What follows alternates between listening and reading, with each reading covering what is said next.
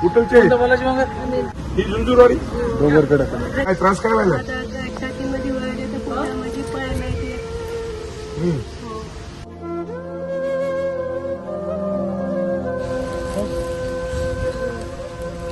एक याला फोन लाव रे डॉक्टर अखिल हॅलो एक रेणुकाबाई राठोड म्हणून एक पेशंट आहे किडनीचा आजार आहे तर आपल्याकडे पाठवतो ते एकदा बघ तिला काय करता येईल आपल्याला आणि कुठं पाठवता येईल तर